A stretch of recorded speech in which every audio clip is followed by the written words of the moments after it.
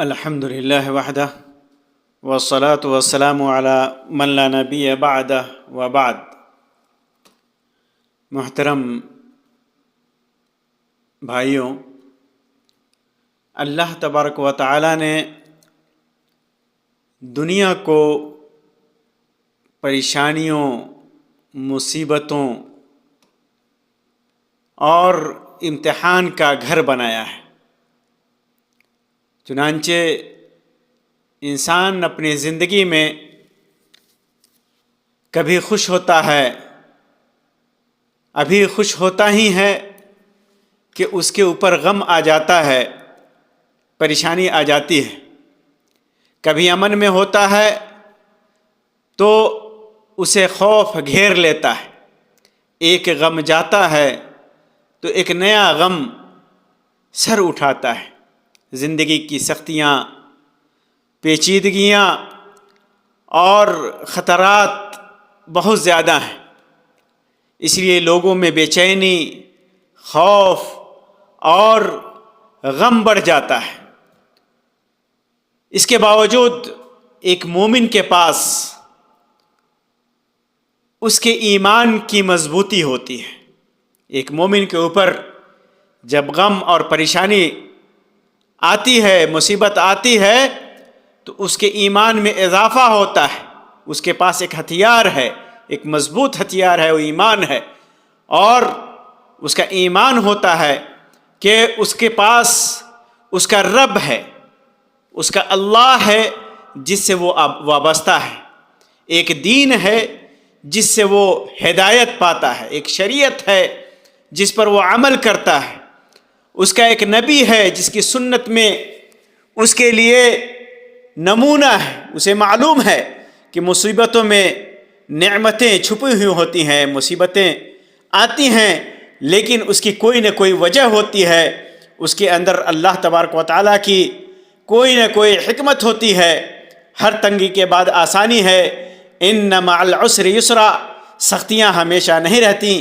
اور اللہ کے بندے کو یہ ایمان ایسی طاقت دیتا ہے کہ سختیاں اور مصیبتیں اس کے لیے ہیچ ہو جاتی ہیں، اور وہ ان سختیوں کے ساتھ، ان پریشانیوں کے ساتھ زندگی بسر کرنے لگتا ہے، ایمان کی مضبوطی کو لے کر کے۔ اور اس پر تو اور بات ہے کہ مومن مصیبت پر صبر کرتا ہے اور اجر کا بھی مستحق ہوتا ہے۔ اور صبر اور حمد اور رضا سے بڑھ کر اس کے لیے اور کیا اجر ہو سکتا ہے، اور کیا اس کی قوت اور طاقت ہو سکتی ہے۔ چنانچہ اللہ تبارک و تعالیٰ کے چند رحمتیں ہیں اور لطائف ہیں جو انسان کے بلاؤں میں، مصیبتوں میں پوشیدہ ہیں۔ انسان کے اوپر جب مصیبتیں آتی ہیں، بلائیں آتی ہیں، پریشانیاں آتی ہیں، تو اس کے اندر اللہ تبارک و تعالیٰ کی کوئی نہ کوئی رحمت ہوتی ہیں۔ آئیے میں آپ کے سامنے انہی میں سے چند کا ذکر کرتا ہوں۔ اللہ رب العزت کسی مومن کے لیے کوئی فیصلہ کرتا ہے تو وہ اس کے لیے بہتر ہی ہوتا ہے۔ چنانچہ جو آدمی کے لیے جو فیصلہ ہو چکا ہوتا ہے، تو جو شخص اس سے راضی ہوتا ہے تو اللہ تبارک و تعالیٰ کی رضامندی اس کے لیے ہوتی ہے، اور جو ناراض ہوتا ہے تو اس پر اللہ تبارک و تعالیٰ کا غضب ہوتا ہے، کیونکہ یہ اللہ کی تقدیر ہے اور اللہ کا فیصلہ ہے۔ اس پر بندہ راضی ہو جاتا ہے اللہ کے فیصلے پر۔ اسی طرح جب بندے کے اوپر مصیبت اور پریشانی آتی ہے، بلائیں آتی ہیں، تو بندہ ٹوٹ کر اللہ تبارک و تعالیٰ کے سامنے جھک جاتا ہے۔ اس کی عاجزی اور انکساری اس کے سامنے آ جاتی ہے، اللہ تبارک و تعالیٰ کے سامنے، جو اللہ تبارک و تعالیٰ کو بہت زیادہ پسند ہے۔ اسی وجہ سے اللہ تبارک و تعالیٰ نے فرمایا الذین اذا اصابتهم مصیبۃ قالوا انا للہ وانا الیہ راجعون۔ اقرار کرتا ہے بندہ کہ جب مصیبت آتی ہے اس کے اوپر کوئی مصیبت، تو کہتا ہے کہ اقرار کرتا ہے کہ ہم اللہ ہی کے ہیں اور اسی کی طرف لوٹ کر کے جانے والے ہیں۔ چنانچہ وہ ٹوٹ کر اللہ تبارک و تعالیٰ کے سامنے جھک جاتا ہے۔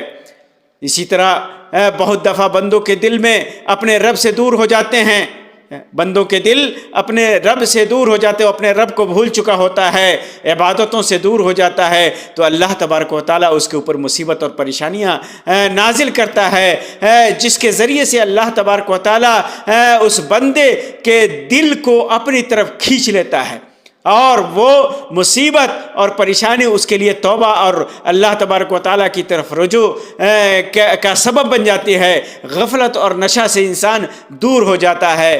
اللہ تعالیٰ فرماتا ہے وَإِن يَمْسَسْكَ اللَّهُ بِضُرٍّ فَلَا كَاشِفَ لَهُ إِلَّا هُوَ، بندہ اس اللہ تبارک و تعالیٰ کے اس حکم کو یاد کرتا ہے، اور پھر اللہ تبارک و تعالیٰ کے اللہ تبارک و تعالیٰ ہی اس مصیبت کو دور کرتا ہے۔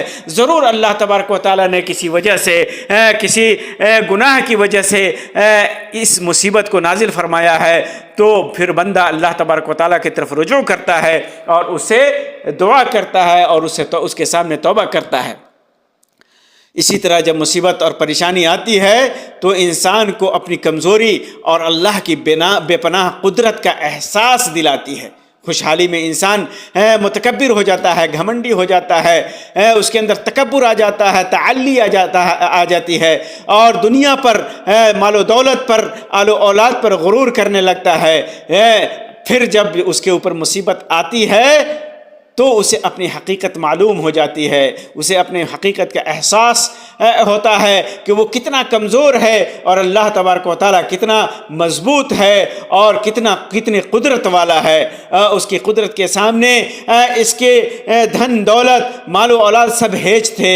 اسی طرح مصیبت جب آتی ہے تو یہ مصیبت اللہ کے سامنے بندے کو کھڑا کر دیتی ہے، لے جا کر کے بندہ التجا کرنے لگتا ہے، گڑ گڑاہٹ اس کے اندر آ جاتی ہے، عاجزی اور انکساری آ جاتی ہے۔ یہ مصیبت اسے التجا، گڑ گڑاہٹ اور عاجزی اور انکساری سکھاتی ہے، کیونکہ اللہ تبارک و تعالیٰ کے کہ ہاں جو انسان نہ جھکے، جو سختی میں بھی نہ جھکے، مصیبت اور پریشانی میں بھی نہ جھکے، تو سمجھ لیجئے کہ اللہ تبارک و تعالیٰ کے ہاں وہ کتنا مذموم ہوگا، وہ کتنا بدنصیب ہوگا، اللہ تبارک و تعالیٰ کیسے اس کو پسند کرے گا۔ لیکن وہی بندہ جب اس کے اوپر مصیبت آتی ہے اور التجا اور گڑگڑاہٹ اور عاجزی اور انکساری اس کے اندر سما جاتی ہے، تو پھر اللہ تبارک و تعالیٰ اس سے خوش ہوتا ہے۔ اسی طرح مصیبت بندے کے لیے بند عبادتوں کے دروازے کھول دیتی ہے، انسان عبادتوں سے دور ہو جاتا ہے، اللہ تبارک و تعالیٰ کے احکام سے دور ہو جاتا ہے۔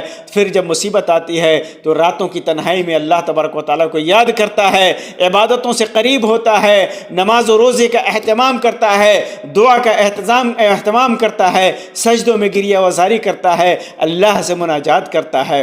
اسی طرح انسان کو مصیبت ظلم اور زیادتیوں کی طرف توجہ دلاتی ہے کہ دیکھو تو نے اللہ کے بندوں پر ظلم کیا تھا، اپنے نفس کے اوپر ظلم کیا تھا، تو نے لوگوں کے حقوق کی تلافی کی تھی،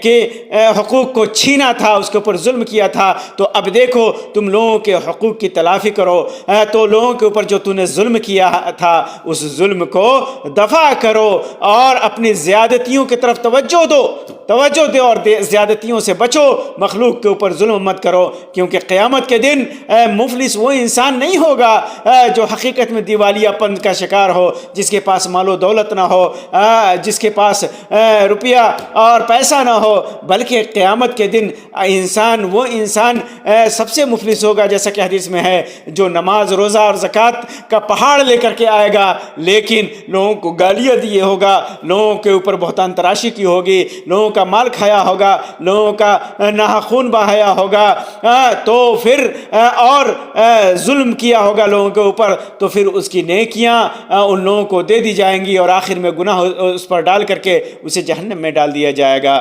تو یہ اصل مفلسی ہے۔ تو انسان کے اوپر جب مصیبت آتی ہے، پریشانی آتی ہے، تو اپنے کیے ہوئے ظلم کو یاد کرتا ہے، اپنے کیے ہوئے زیادتیوں کو یاد کرتا ہے۔